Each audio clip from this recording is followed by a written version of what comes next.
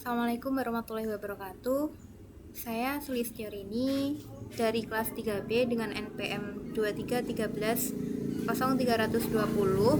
Di sini saya akan menjelaskan sedikit terkait tugas pengujian perangkat lunak dengan studi kasus sistem registrasi mahasiswa online. Nah, di sini kita mempunyai studi kasus yang terdiri dari 5 fitur. Yang pertama ada mahasiswa mendaftar akun baru, yang kedua mengisi biodata lengkap, yang ketiga mengunggah dokumen seperti KTP dan juga ijazah, yang keempat melakukan pembayaran biaya registrasi, dan yang kelima mendapat status terdaftar jika semua tahap valid.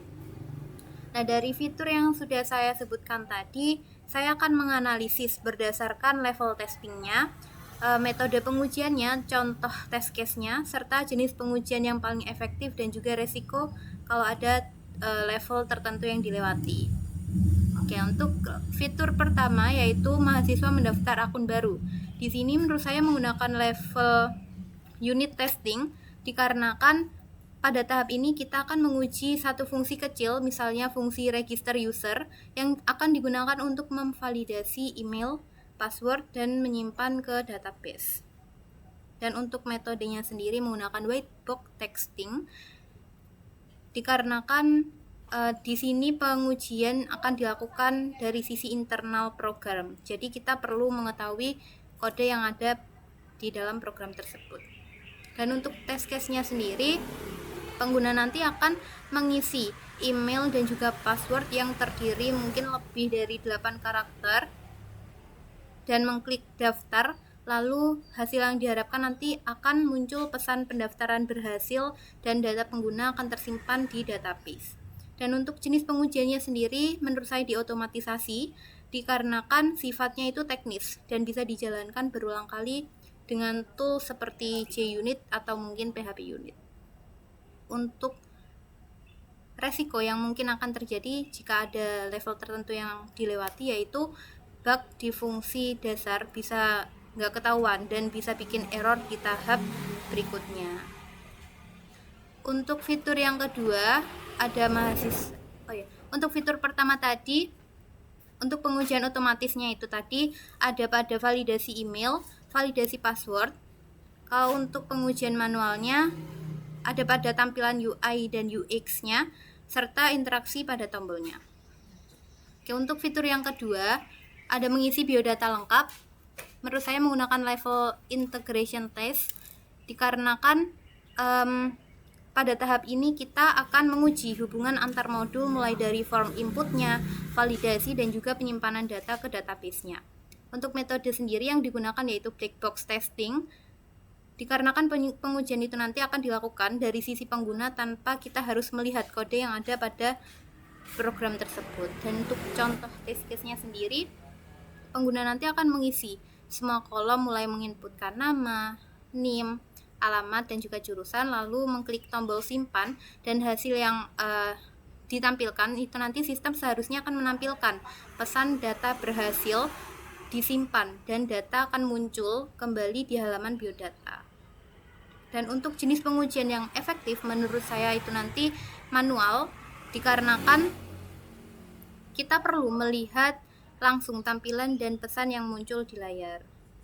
Dan resiko yang kemungkinan akan terjadi jika ada level tertentu yang dilewati itu nanti data mahasiswa tidak bisa tidak tersimpan, form tidak berfungsi, atau mungkin ada ketidaksesuaian antara input dan data yang tersimpan pada database. Dan untuk contoh pengujian yang lebih efektif di otomatis ada di pengecekan file dan juga format dasar. Sedangkan pada manual itu nanti data muncul kembali dengan benar seperti nama yang diinput, NIM yang diinput, dan seterusnya. Lalu ada pada pengalaman pengguna. Untuk fitur yang ketiga ada mengunggah dokumen seperti KTP dan juga ijazah.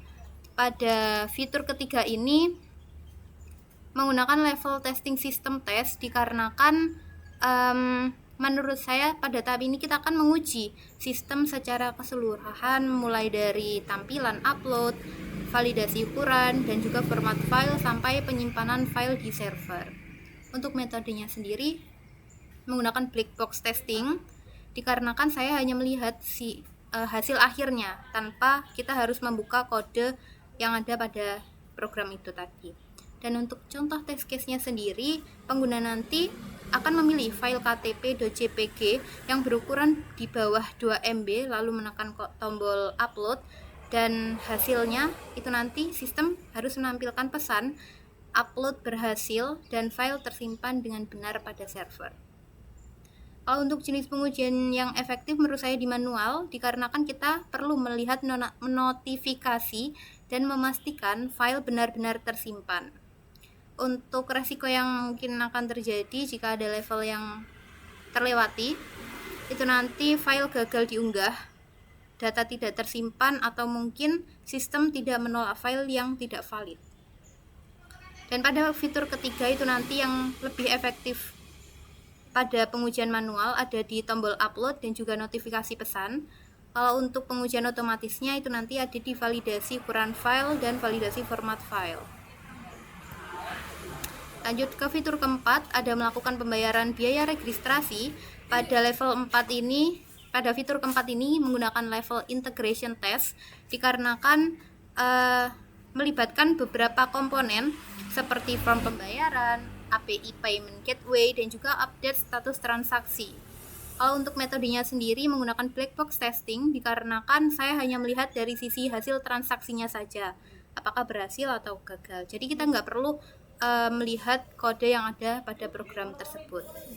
Dan untuk contoh test case-nya sendiri, itu nanti pengguna akan memilih metode bank transfer, mengisi data pembayaran yang valid, lalu mengklik tombol bayar, dan hasil yang akan ditampilkan itu nanti sistem menampilkan pesan pembayaran berhasil dan status akan berubah pada database. Kalau untuk resiko yang mungkin akan terjadi jika ada level tertentu yang dilewati, itu nanti mungkin kesalahan pada transaksinya, kehilangan data pembayaran, atau bahkan resiko keamanan pada sistemnya. Dan pada fitur keempat ini nanti contoh pengujian yang cocok atau lebih efektif di otomatisasi itu ada pada integrasi dan komunikasi API seperti request ke payment gateway berhasil, respons API sesuai format JSON, status transaksi, dan seterusnya. Lalu ada pada validasi data transaksi. Kalau di contoh pengujian manual itu nanti ada pada halaman konfirmasi pembayaran dan juga notifikasi dan juga feedback. Yang terakhir ada fitur kelima, yaitu mendapatkan status terdaftar jika semua tahap valid.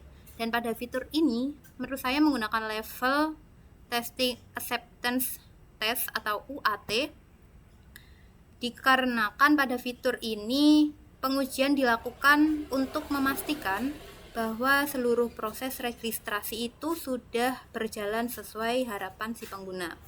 Dan kalau untuk metodenya sendiri menggunakan black box testing dikarenakan karena kita itu melihat atau menilai hasil akhir dari sisi usernya saja. Dan untuk contoh test case-nya sendiri, pengguna telah menyelesaikan seluruh proses mulai dari daftar, isi biodata, upload dokumen, dan juga pembayaran, kemudian mengklik tombol lihat status, dan hasil yang diharapkan atau mungkin hasil yang akan tampil itu nanti akan menampilkan status terdaftar. Dan untuk jenis pengujian yang efektif menurut saya itu nanti di manual dikarenakan akan dilakukan oleh pengguna atau admin untuk memastikan sistem benar-benar sesuai dengan kebutuhan pengguna. Dan risiko yang mungkin akan terjadi jika ada level tertentu yang dilewati, itu nanti sistem lolos teknis tapi tidak sesuai harapan user, alur bisa membingungkan atau hasil tidak muncul. Dan pada fitur kelima ini, pengujian yang lebih efektif di otomatis ada pada validasi kelengkapan syarat dan juga pengecekan status sistem. Sedangkan pada pengujian manualnya ada pada verifikasi dokumen dan juga validasi kesalahan data.